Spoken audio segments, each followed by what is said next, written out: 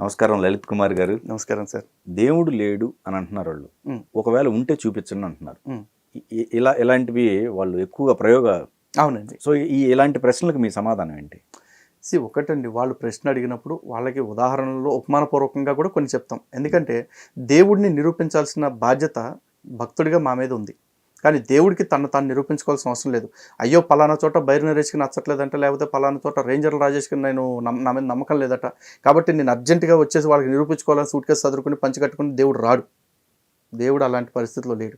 నమ్మినా నమ్మకపోయినా end of the day తీర్పుకి దేవుడి దగ్గర నిలబడాలి అనేది క్లియరు. ఆ పరిస్థితి ఏదో ఒక రోజున ప్రతి ఒక్కరికి వస్తుంది. అలాంటి వచ్చిన రోజున వాడు భూమి మీద ఎటువంటి బిహేవియర్ చేశాడు అనేది ప్రతిదీ కౌంట్ అవుతుంది. నేను చెప్తున్నాగా, దేవుడు నన్ను నమ్మలేదు కాబట్టి భూమి మీద ఉన్నాడు. భూమి మీద ఉన్నప్పుడు నన్ను నమ్మలేదు కాబట్టి నేను వీడిని పైకి వచ్చాక చూసుకుంటాను, శిక్షిస్తాను. లేకపోతే వీడి కింద నన్ను నమ్మాడు కాబట్టి వీడు ఇన్ని పాపాలు చేసినా క్షమించేస్తాను అనే కాన్సెప్ట్ హిందూ ధర్మంలో ఉండదు. ఎందుకంటే ఈరోజు రావణాసురుడు ఉన్నాడు. రావణాసురుడు విష్ణు భక్తుడు కాకపోతే కావచ్చు, కానీ శివభక్తుడేగా. కానీ దేవుణ్ణి నమ్ముతున్నాడు కదా, ఏదో ఒక దేవుడిని అని చెప్పేసి విష్ణు వదిలిపెట్టల. తప్పు చేస్తే తప్పు చేసిన వాడిని ఖండించేశాడు శిరస్సు. అలాగే హిరణ్యాక్షుడు, హిరణ్యకశిపుడు అని చెప్పేసి అంటారు. హిరణ్యకశిపుడిని అరే నా భక్తుడైన ప్రహ్లాదుడి తండ్రి కాబట్టి వీడిని క్షమించి వదిలేద్దామని విష్ణు అనుకోలేదు. నా భక్తుడి తండ్రి అయినా సరే వీడి వల్ల లోకాలకి నష్టం జరుగుతుంది కాబట్టి వీడు ఉండటానికి వీల్లేదు అని చెప్పేసి అనుకున్నారు. ఎందుకని ఇక్కడ క్లియర్ అండి, సనాతన ధర్మంలో మళ్ళీ చెప్తున్నా, నావాడా బయటవాడా కాదు, మంచివాడా చెడ్డవాడా రెండే చూస్తారు. ఈవెన్ భగవద్గీతలో కూడా మీరు చూస్తే అర్జునుడు వచ్చేసి ఇంతమంది మా సొంత జనాలని నేను చంపుకొని నేను రాజ్యం ఏలుకోవాలా అని చెప్పేసి అన్నారు. అనగానే కృష్ణుడు ఏమన్నారు, ఇక్కడ నువ్వు చంపకపోయినా బతికేవాడు ఎవ్వలేడు, ఏదో ఒకరోజు అందరూ పోతారు. కానీ మా వాళ్ళు అని చెప్పేసి నువ్వు అన్యాయం చేసిన వాళ్ళని సహిస్తానంటున్నావు అంటే నువ్వు కూడా పాపంలో పాలిభాగస్తుడు అవుతున్నావు అని చెప్పేసి చెప్తున్నారు. నాస్తికులు ఎవరైతే ఉన్నారో ఓకే, వాళ్ళు ప్రచారం చేసుకోవచ్చు. నాస్తికులు అనేది లిమిట్ కోల్పోతున్నారు. మరి లిమిట్ కోల్పోయినప్పుడు వాళ్ళని కట్టడి చేయాల్సిన బాధ్యత కూడా ఇప్పుడు ఎవరైనా ఏ మతస్థులైనా వాళ్ళు కామ్గా వాళ్ళకి సంబంధించింది ఎవరిని అనకూడదు. వాళ్ళు ఏ మతస్థుల మీద కూడా వాళ్ళు మరి ఎందుకు వస్తున్నారు, మరి కొన్ని బహిరంగంగా నాస్తికులు చాలా ఘోరంగా ఉంటున్నాయి. కొన్ని వాటన్నిటినీ రేపొద్దున శాంతి భద్రతలు ఏదైతే ఉన్నాయో వాటికి విఘాతం కలిగే అవకాశం కూడా ఉంటాయి. వాటిని దృష్టిలో ఉంచుకొని మీరు ముందే కట్టడి చేయలేరు వాళ్ళని. మేము కట్టడి చేయడానికి ఏం లేదండి, ఇది ప్రజాస్వామ్య దేశం. ఇక్కడ వ్యవస్థలు ఏర్పాటు చేసుకుని ఉన్నాం, ఆ వ్యవస్థలే వాళ్ళని కట్టడి చేయాలి. ఎందుకు అంటున్నానంటే, ఈ రోజున దేవుడు ఉన్నాడని నిరూపిస్తారా నాకు అని చెప్పేసి అంటున్నాడు నరేష్ లాంటి వాళ్ళు. నేను అడుగుతున్నా, దేవుడు లేడని నువ్వు నిరూపిస్తావా? లేని దాన్ని ఎలా నిరూపిస్తాం అంటే, లేదని ఎట్లా అంటున్నావు నువ్వు? లేని దాన్ని ఎలా నిరూపిస్తావు? అదే లేదని ఎట్లా అంటున్నావు? లేదని ఎట్లా అంటున్నావు సార్? కనపడని పెద్ద లేనట్టు కాదు కదా.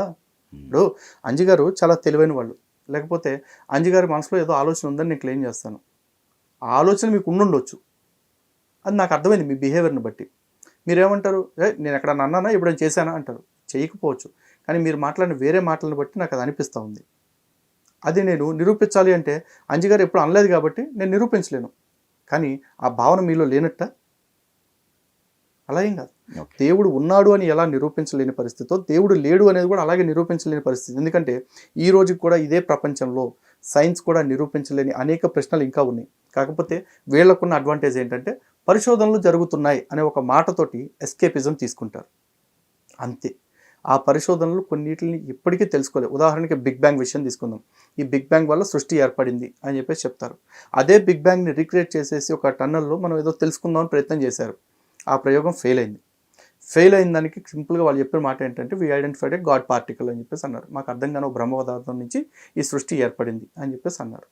అంటే సైన్స్ ఫెయిల్ అయినప్పుడు వాళ్ళు ఏం చెప్తారంటే మళ్ళీ చేస్తాం కావాలంటే అంటారు. కానీ ఆధ్యాత్మికత విషయంలో ఎట్లా ఉంటుంది అంటే, మళ్ళీ చేస్తాము అంటే వీళ్ళు నమ్మరు. కానీ నేను చెప్తున్నా నరేష్కి కానీ మిగతా వాళ్ళకి కానీ, దేవుణ్ణి తెలుసుకోవటానికి మీరు కూడా ప్రయోగం చేయండి. ఉదాహరణకి ఇప్పుడు నాకు జ్వరం వచ్చిందనుకోండి, జ్వరం తగ్గటానికి ఒక ట్యాబ్లెట్ ఇస్తారు.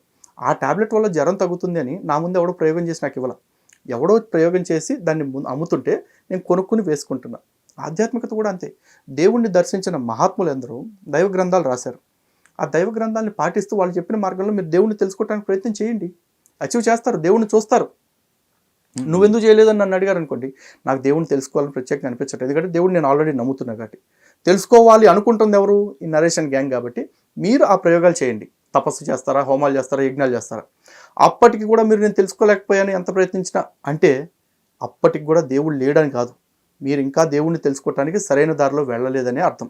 ఎందుకంటే ధ్రువుడు తక్కువ వారం రోజులు తపస్సు చేస్తే ప్రహ్లాదుడు 70,000 సంవత్సరాలు తపస్సు చేయాల్సి వచ్చింది. ఒక్కొక్కరికి ఒక్కో తీరులో ఉంటుంది. అలాంటి ప్రయత్నం మీరు కూడా చేయండి. అంతేగాని పిచ్చిగా మాట్లాడుతూ అవతలోడి నమ్మకాన్ని కించపరచకండి. లేదు అవతలోడి నమ్మకాన్ని ప్రశ్నించాలనుకుంటారా, ప్రశ్నించండి. అయ్యప్ప ఇద్దరికి ఎలా పుట్టాడు, ఇద్దరు మగవాళ్ళకి అని అడగండి. అది ఇద్దరు మగవాళ్ళకి పుట్టాడా లేకపోతే ఇంకోటి ఏమో జరిగిందా, దానికి మేము పద్ధతిగా సమాధానం చెప్తాం. కానీ ఆ బ్యాక్ పెట్టాడు, లేకపోతే డ్యాన్స్లు వేసాడు, ఏదో పాటలు పాడాడు అని చెప్పేసి గాలి నాటకాలు వేస్తే గుడ్డ లోడదీసి తన్నారు ఆల్రెడీ. ఎవరైనా సరే లిమిట్ కోల్పోతే మాత్రం పనిష్మెంట్ ఉంటుంది కదా సార్. సమాజంలో అందరూ ఒకేలా ఉండరు కదా. చట్టాన్ని గౌరవించే వాళ్ళు ఉంటారు నాలాగా, చట్టాన్ని చేతుల్లోకి తీసుకునే వాళ్ళు ఉంటారు. చట్టాన్ని చేతుల్లోకి తీసుకున్నంత మాత్రాన వాళ్ళని మేము శత్రువులుగా చూడం. ఎందుకంటే వాళ్ళు హిందుత్వం కోసమే చేశారు కాబట్టి. అలా చట్టాన్ని చేతుల్లోకి తీసుకున్న వాళ్ళకి కూడా నాలాంటి వాళ్ళు శక్తికి మించి సహాయం చేయడానికి రెడీగా ఉన్నాం. వాళ్ళని అంతలా రెచ్చగొట్టింది ఎవడో తెలుసు కదా మాకు. కాబట్టి అలాంటి వాళ్ళకి మేము ఖచ్చితంగా సపోర్ట్ చేస్తాం. హిందువులకి ఇంతమంది దేవుళ్ళు ఎందుకు? ఎనర్జీ, ఆ ఉన్న ఒకే శక్తిని రకరకాల రూపంలో మేము చూస్తున్నాం. ఇప్పుడు పవర్ ప్లాంట్ నుంచి విద్యుత్ ఉంటుంది, ప్రొడక్షన్ అవుతుంది. అదే విద్యుత్ని మనం ఇక్కడికి వచ్చిన తర్వాత లైట్స్కి వాడుతున్నాము, ఏసీకి వాడుతున్నాము, లేకపోతే కెమెరాస్ కోసం వాడుతున్నాము, ఫ్యాన్స్ కోసం వాడుతున్నాము, రకరకాల వాటికి వాడుతున్నాం. ఎందులో వాడినా ఎండ్ ఆఫ్ ద డే దానిలో ఉండేది ఎలక్ట్రిసిటీ. మరి అప్పుడు మెయిన్ వ్యక్తి ఎవరు? అదే చెప్తున్నాను, హిందువులకు సంబంధించి అదే చెప్తున్నాను. ఋషులు అన్ని పరిశీలించి వేదంలో ఒక మంత్రం చెప్పారు, ఏకం సత్ విప్రా బహుదా వదంతి అని చెప్పేసి. అంటే ఉన్నది ఒక్కటే సత్యము. ఋషులు దాన్ని రకరకాల పేర్లతోటి పిలుచుకున్నారు. ఎందుకు రకరకాల పేర్లతోటి పిలుచుకున్నారంటే ఒక్కొక్కడికి ఒక్కొక్కటి తెలుసుకోవాలనే కోరిక. ఒక ఋషికి ఈ సృష్టి ఎలా జరుగుతుంది, సృష్టికర్త ఎలా ఉంటాడు అని తన ఊహ కలిగింది. అలాంటి ఊహ కలిగినప్పుడు తనకి భగవంతుడు బ్రహ్మదేవుడి రూపంలో దర్శనమిచ్చారు. అంటే సృష్టి చేయాలి అంటే అన్ని దిక్కుల నుంచి ఆలోచించేవాడై ఉండాలి, పూర్తి జ్ఞానం కలిగిన వాడై ఉండాలి. ఆ జ్ఞానం ఎవరంటే సరస్వతీదేవి. ఆయన నాలిక మీదే ఉంటుంది. ఆయన చేతుల్లో వేదాన్ని గుర్తుగా పెట్టారు. ఆ సరస్వతీదేవి విషయంలో చూసుకున్నప్పుడు ఆవిడ జ్ఞానానికి ఎలా గుర్తు అంటే ఆవిడ శ్వేత వస్త్రం ధరించి ఉంటారు. అంటే ఎటువంటి కల్మషం లేకుండా ఉంటారు. చక్కగా విద్యలకి గుర్తుగా చేతిలో ఒక తాళపత్రాన్ని, మరో చేత్తో వీణా వాయిద్యాన్ని. అంటే విద్య అంటే కేవలం పుస్తకాల్లో ఉండేదే కాదు, వస్తువుల ద్వారా కూడా కొన్ని విద్యలు ఉంటాయి. ఆ విద్యల్ని ఎలా ఉండాలంటే ఒక చేతిలో జపమాల పెట్టుకుని ఉంటారు ఆవిడ. అంటే నిత్యం స్మరిస్తూ ఉంటేనే విద్య ఎప్పుడైనా కూడా రాణిస్తుంది. ఒకసారి చదివేసుకున్నాక అయిపోయింది అనుకుంటే కాదు. ఇలా సింబాలిజంగా, ప్రతీకాత్మకంగా భగవంతుడు మనకి దర్శనం ఇచ్చారు. ఎందుకు? ఋషులు ఎలా అయితే ఊహించుకున్నారో అలాగే దర్శనం ఇవ్వగలడు. దేవుడికి ఆ శక్తి ఉంది. ఎందుకంటే సర్వశక్తిమంతుడు ఆయన ఇవ్వాలి, కనిపించాలి అనుకుంటే ఏ రూపమైనా అయింది. యద్భావం తద్భవతి. మన భావన ఎలా ఉంటుందో ఆ భావన ప్రకారం మనకు దర్శనం ఇచ్చి మన తరింప చేయగలిగింది ఒక భగవంతుడు మాత్రమే. ఓకే. అలాగే పోషణకర్త గురించి తెలుసుకోవాలనుకున్నాడు. పోషణకర్త ఎవరు అంటే విష్ణుమూర్తి. విష్ణుమూర్తి రూపాన్ని మీరు చూస్తే కనుక రాజుకు సంబంధించిన పోలికలు ఉంటాయి ఎక్కువ. ఒక రాజు పరిపాలన చేసేవాడు ఎలా ఉండాలంటే తనకు శేషపాంప మీద పడుకుంటారు. మన సినిమాల్లోనూ ఫోటోల్లోనూ చూసినట్టు ఆదిశేషు అంటే ఇలా పడగబెట్టుకుని ప్రశాంతంగా ఉండదు. నిత్యం అగ్ని శిఖల్ని వదులుతూ ఉంటుంది, విషాన్ని. అయినా కూడా ఆయన ప్రశాంతంగా ఉంటారు. అంటే రాజుకి నెత్తి మీద ఎన్ని టెన్షన్స్ ఉన్నా సరే ఆ ప్రశాంతత మెయింటైన్ చేయాలి. ఎందుకంటే తొందరపాటు నిర్ణయాలు, ఆవేశపు నిర్ణయాలు తీసుకోకూడదు. ఆ ప్రశాంతత కూడా ఎలా ఉంటుంది? సాక్షాత్తు లక్ష్మీదేవి ఆయన భార్య. చాలామంది ఫెమినిస్టులు వచ్చేసి లక్ష్మీదేవి విష్ణుమూర్తి పాదాల దగ్గర ఎందుకు పెడతారు, ఇది అన్యాయం అంటారు. నిజానికి లక్ష్మీదేవి అంటే అక్కడ అష్టైశ్వర్యాలకి గుర్తు. రాజు దగ్గర అష్టైశ్వర్యాలు ఉండి తీరాలి. ఎందుకంటే మీరు నాకు ₹1,00,000 ఇవ్వాలంటే మీ దగ్గర ₹1,00,00,000 ఉంటేనే ఇవ్వగలుగుతారు. లేకపోతే మీరేమి ఇవ్వలేరు. గొక్క పక్కన ఏం తెచ్చేస్తాడు సార్. కాబట్టి విష్ణుమూర్తి దగ్గర అష్టైశ్వర్యాలు ఉన్నాయి. అష్టైశ్వర్యాలు రాజు దగ్గర ఉన్న రాజు ఐశ్వర్యానికి బందీ అవ్వకూడదు, ఐశ్వర్యానికి బానిస అవ్వకూడదు. ఐశ్వర్యం మన అదుపులో ఉండాలి అని చెప్పటం కోసం లక్ష్మీదేవి ఆయన పాదాలకు సేవ చేస్తున్నట్లుగా చూపిస్తున్నారు. భగవంతుడి యొక్క రూపాలన్నిటి వెనకాల కూడా తాత్విక దర్శనమే ఉంది. భగవంతుడు అంటే నిజానికి అలా శేషపాంప మీద పడుకోడు, లేకపోతే పామును మెళ్ళలోనూ వేసుకుంటాడని కాదు. అది మన కోసం చెప్తున్నారు. నిజానికి భగవంతుడికి ఏ రూపం ఉండదు, అన్ని రూపాలు ఆయనవే. అలాగే శివుడికి సంబంధించి చూడండి, శివుడికి సంబంధించి 3వ కన్ను పెడతారు. 3వ కన్ను పెడితే శివుడిని చాలామంది అంటారు ఆయన 3వ కన్ను తెరిస్తే లోకాలన్నీ దగ్ధం అయిపోతాయని చెప్పేసి అంటారు. నిజంగా ఆయన ఎప్పుడు లోకాలని 3వ కంటితో దగ్ధం చేసినట్టు ఏ పురాణంలో లేదు. ఎన్ని పురాణాలు ఎతికినా ఎండ్ ఆఫ్ ది డే 3వ కన్నుతో చేసిన ఆయన ఒకే ఒక్క పని ఏంటంటే మన్మధుడిని కాల్చి చంపటం ఒకటే. అంటే ఏంటి? ప్రతి ఒక్కడికి 3వ కన్ను ఉంటుంది. దాన్ని జ్ఞాననేత్రం అని చెప్పేసి అంటారు.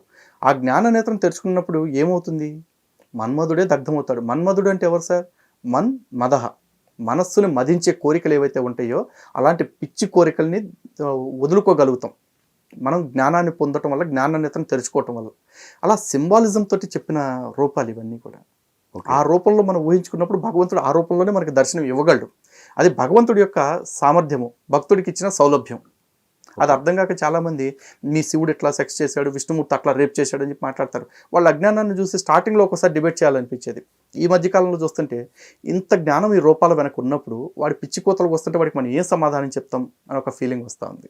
సో అందువల్ల ఇన్ని రూపాలుగా అవతరించాల్సి వచ్చింది అనుకోవాలి. అంతే చాలామంది ఇప్పుడు విగ్రహాల గురించి కూడా అదే మాట మాట్లాడతారంటే, విగ్రహాలు ఎందుకు మీకు, దేవుడు సర్వాంతర్యమైనప్పుడు, దేవుడు నిరాకారుడైనప్పుడు మీకు విగ్రహాలు ఎందుకు అంటారు. గాలి అంతటా ఉందండి, గాలి లేకపోతే మనం బ్రతకలేం. మరి ఈ గాలి మనం వెళ్ళాలనుకున్నప్పుడు, ఇప్పుడు ఇందాక మీరు కార్లో వచ్చారు కదా, కార్ టైర్లో గాలి కొట్టిస్తారు.